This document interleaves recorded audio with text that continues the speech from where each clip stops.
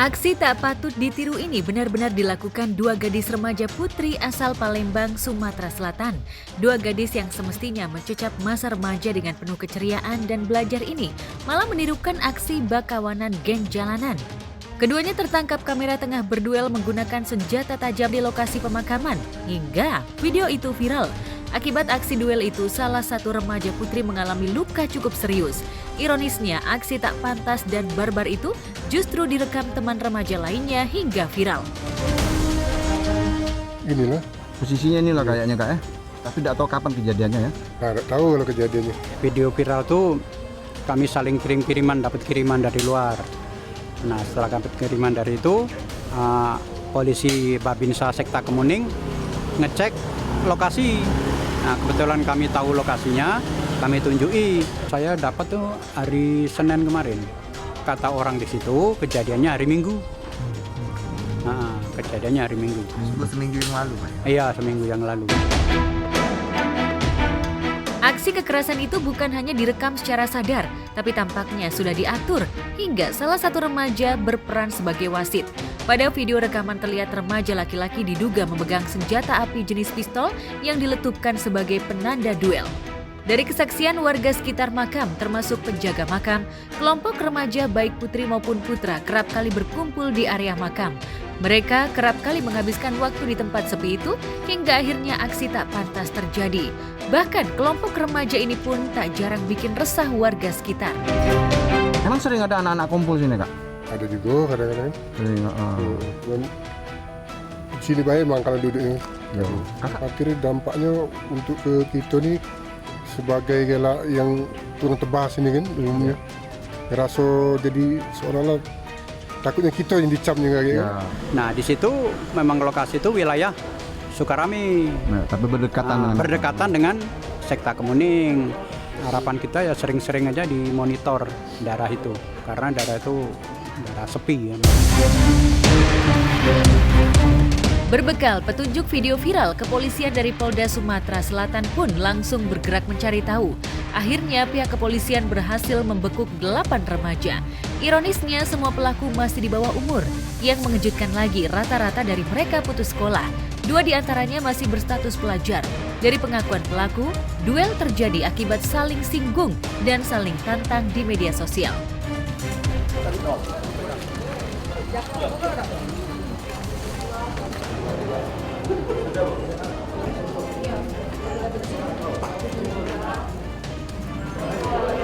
Ini kena sabetan celurit panjang loh. Berapa jahitan? Di luar 23.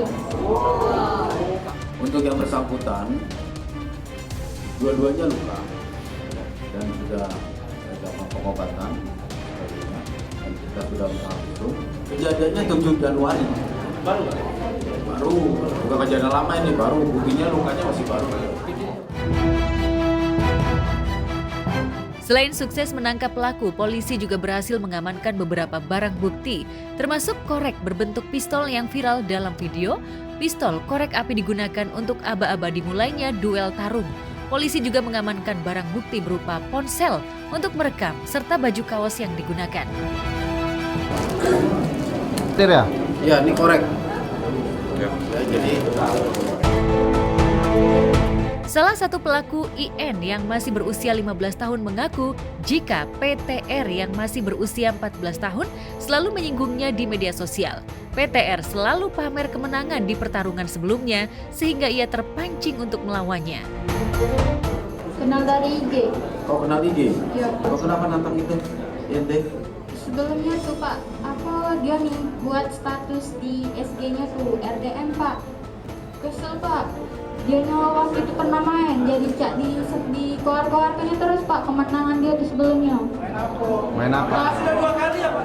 Iya. Oh, berarti ente juara lah ya? Iya. Menurut keterangan Direktur Reserse Kriminal Umum Polda Sumatera Selatan, aksi duel itu terjadi pada 7 Januari 2024 lalu. Kedua pelaku duel sama-sama terluka dan sudah dilakukan pengobatan. Bahkan keduanya sama-sama membuat laporan kepolisian di Mapol Restabes Palembang. keduanya terancam berstatus tersangka, termasuk rekannya yang menjadi wasit dalam duel menggunakan senjata tajam tersebut. Mereka berdua membuat laporan polisi di Polrestabes Palembang pada tanggal 16 Januari 2024. Meski para pelaku masih di bawah umur, namun pihak kepolisian akan menjerat mereka melalui Undang-Undang Perlindungan Anak. 2 remaja yang terlibat duel akan diproses, termasuk teman laki-lakinya yang melakukan penghasutan atau menjadi wasit dalam hal ini akan diproses ancaman pasal 186 ayat 2. Ya, bagaimanapun aksi ini sungguh memprihatinkan. Kekerasan seolah begitu karib pada anak-anak remaja. Lantas bagaimana tanggapan selebriti? Untuk anak-anak di bawah umur maka tidak dilakukan penahanan. Itu sudah aturan ya, undang perlindungan anak. Ya, untuk mereka yang akan maju diproses dari hasil gelar yang sudah kita lakukan bersama dengan Satreskrim dan juga penyidik, bahwa 2 dari atas nama INT dan PTR, si yang perang tanding tersebut, itu kita proses. Nah, kemudian yang bertindak menghasut dari sini yang selalu mengobati untuk, seperti kita sebut wasit ya, yang pasal 186 ayat 2 itu, nah itu juga kita proses. Yang lainnya ini masih dalam pendalaman. Nanti apabila memang kita temukan unsur pidananya, tentu akan kita majukan, tapi tetap kepada pengadilan anak, tidak pengadilan umum biasa. Jadi berbeda perlakuannya. Wah, itu benar-benar mengenaskan gitu ya. Kayak aku sebagai cewek aja itu nggak berani loh kayak gitu kan. Bukannya biasanya tuh cewek sama cewek normalnya tuh kalau duel tuh jambak-jambakan ya. Sangat disayangkan banget ya.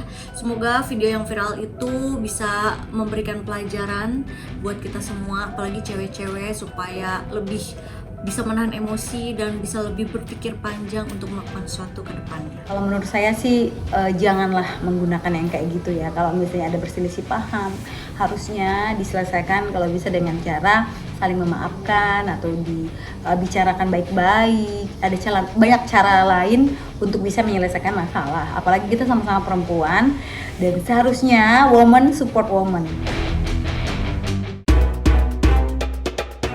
Saat kasus kekerasan menjangkiti mental remaja di bawah umur, Satreskrim Polresta Sleman menangkap H, perempuan 39 tahun, warga Kapanewon, Sleman.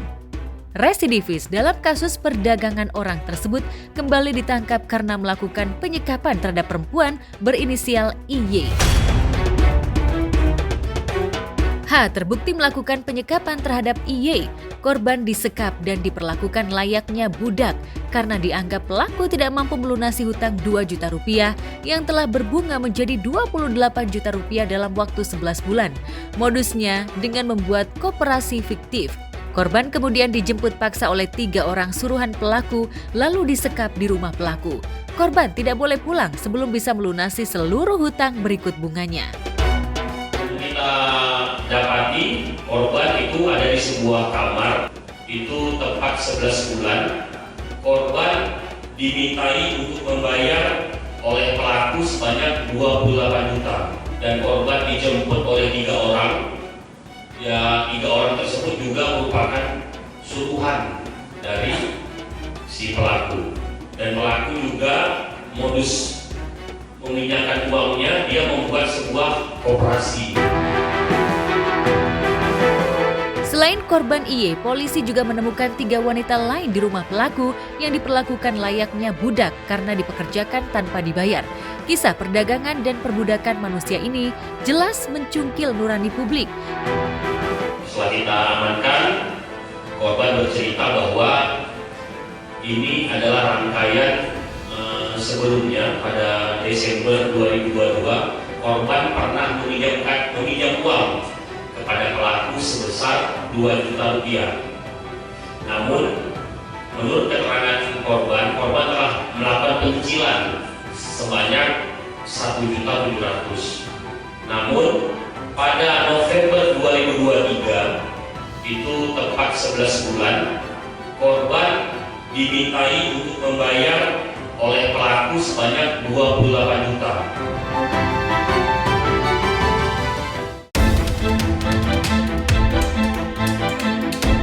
Inilah aksi 2 orang remaja yang mencuri 2 bungkus rokok di salah satu warung Merak Bengkel, Desa Merak, Kecamatan Sukamulya, Tangerang, Banten. Aksi itu terekam CCTV pada Senin 15 Januari 2024 lalu sekitar pukul 1:57 waktu Indonesia Barat. Mula-mula seorang pria berkaos hitam turun dan memesan. Sementara setelah 2 bungkus rokok diletakkan di atas etalase, penjaga warung berkaos merah berusaha mengambil pesanan lainnya. Ketika lengah itu, sang pencuri langsung kabur. Sementara korban sudah tak bisa mengejar, apalagi aksi itu dilakukan dini hari.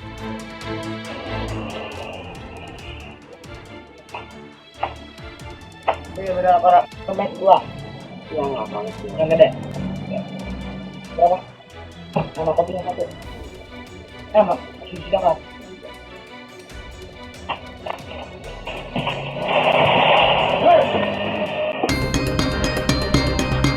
Aksi nekat hanya demi 2 bungkus rokok ini jelas cukup beresiko. Apalagi rekaman CCTV jelas menunjukkan bagaimana wajah pria pencuri. Lantas bagaimana tanggapan selebriti? Luar biasa, spektakuler. Ini benar-benar lengbet, meleng sabet.